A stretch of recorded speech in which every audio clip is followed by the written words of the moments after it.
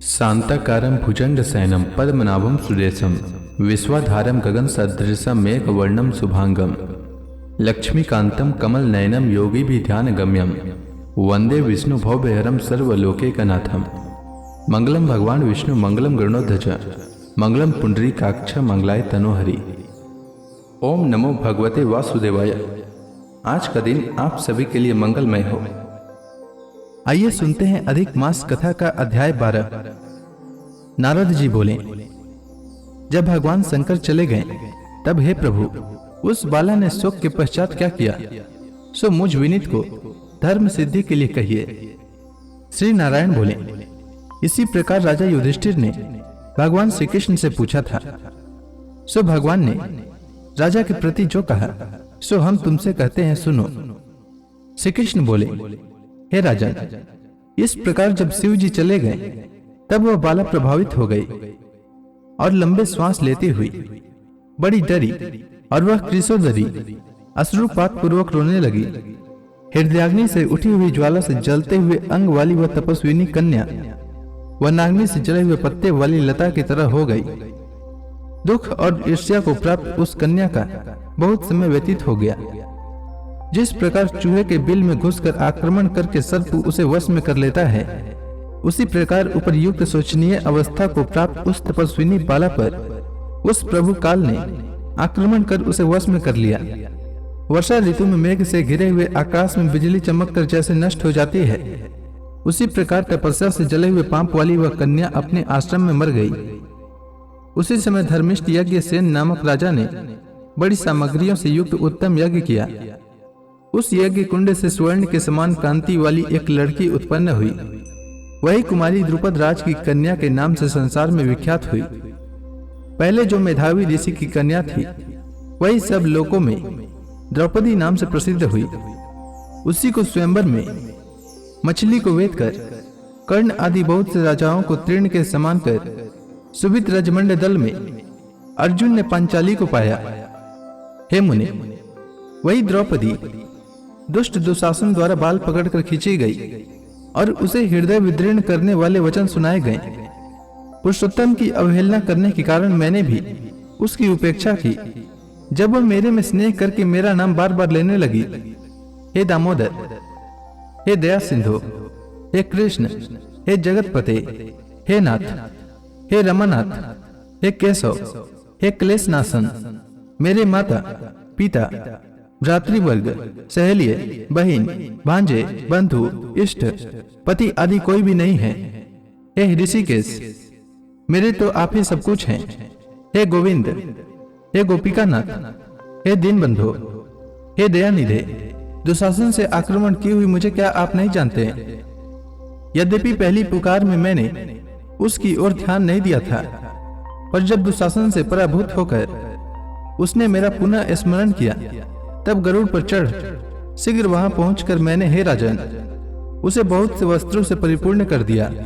सदा मेरे में स्नेह करने वाली मैं ही हूं प्राण जिसके ऐसी, सदा मेरे भजन में परायण, मेरी अत्यंत प्रिया सती सखी, मुझको प्राणों के समान होने पर भी पुरुषोत्तम की अवहेलना करने के कारण उसकी अपेक्षा करनी पड़ी। पुरुषोत्तम का तिरस्कार करने वाले का मैं पतन कर देता हूं। यह पुरुषोत्तम मुनियों और देवताओं से भी सेव्य है। फिर समस्त कामनाओं को देने वाला यह पुरुषोत्तम मनुष्यों द्वारा तो सेवनीय है ही। अतः आगामी पुरुषोत्तम की आराधना करो। 14 वर्ष के संपूर्ण होने पर तुम्हारा कल्याण होगा। हे पांडुनंदन, जिन पुरुषों ने द्रौपदी के बालों को खींचते हुए देखा है, हे महाराज, दुर्योधन आदि राजाओं को यमराज के भवन को पहुंचाऊंगा। बाद में तुम समस्त शत्रुओं का नाश कर राजा होंगे। न मेरे को लक्ष्मी प्रिय, न मेरे को बलभद्र जी प्रिय, और न वैसे मेरे को देवी देव की, न प्रद्युम्न, न सात्विकी प्रिय है। जैसे मेरे भक्त प्रिय हैं, वैसा कोई प्रिय नहीं है।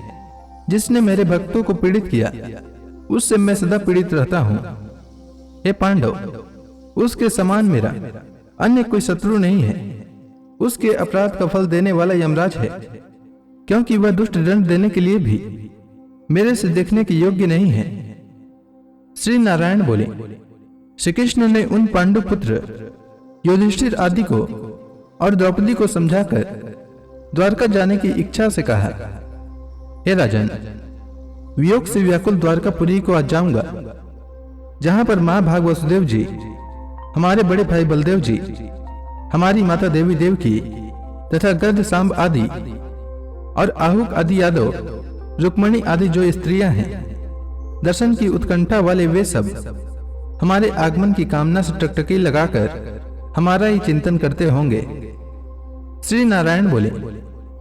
इस प्रकार कहते हुए देवेश श्री कृष्ण के गमन को जानकर पांडुपुत्र किस प्रकार गदगद वाणी से बोले, जिस प्रकार जल में रहने वालों का जीवन जल से है, उसी तरह हम लोगों के जीवन तो आप ही हैं। हे जनार्दन, थोड़े ही दिनों के बाद फिर दर्शन हो। पांडवों के नाथ हरि हैं और तीनों लोकों में दूसरा कोई नहीं है। इस प्रकार सामने ही सब लोग कहते हैं, अतः हम लोगों की हमेशा रक्षा करें। हे जगदीश्वर, हम लोग आपके हैं, भूलिएगा नहीं। हम लोगों की चित्त रूपी भ्रमरों का जीवन आपका चरण कमल ही है। आप ही हमारे आधार हैं, इसलिए बारंबार हम सब प्रार्थना करते हैं। इन पांडु पुत्रों के निरंतर इस तरह कहते रहने पर श्री कृष्ण चंद्र प्रेमानंद में मग्न होकर धीरे धीरे रथ पर सवार होकर पीछे चलने वाले पांडु पुत्रों को लौटाकर द्वारकापुरी को गए। श्री नारायण बोले। इसके बाद श्री द्वारकानाथ श्री कृष्ण चंद्र के द्वारकापुरी जाने पर राजा युधिष्ठिर अपने छोटे भाइयों के साथ तप करते हुए तीर्थों में भ्रमण को गए। हे ब्राह्मण, नारद भगवान के प्रिय पुरुषोत्तम मास में मन लगाकर और श्री कृष्ण चंद्र के वचनों का स्मरण करते हुए अपने छोटे भाइयों से तथा द्रौपदी से राजा युधिष्ठिर बोले, अहो, पुरुषोत्तम मास में होने वाले अत्यंत उग्र पुरुषोत्तम का महात्म्य सुना है।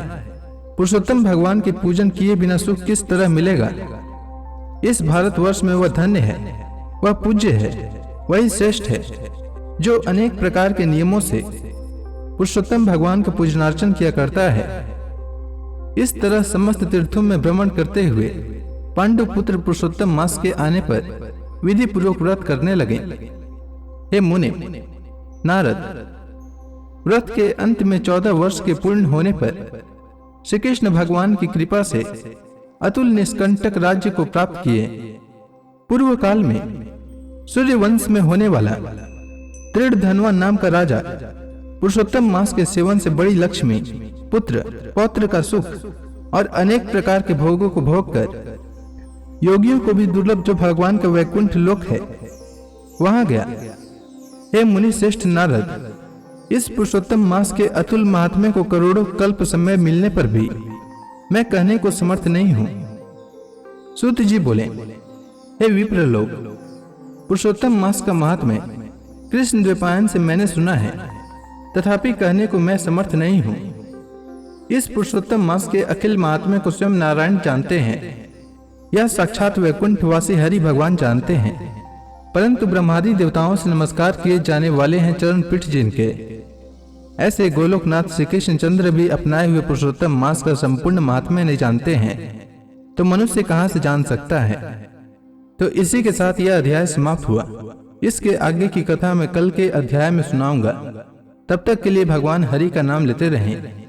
तो प्रेम से बोली भगवान विष्णु की जय, श्री कृष्ण भगवान की जय, समस्त देवी देवताओं की जय।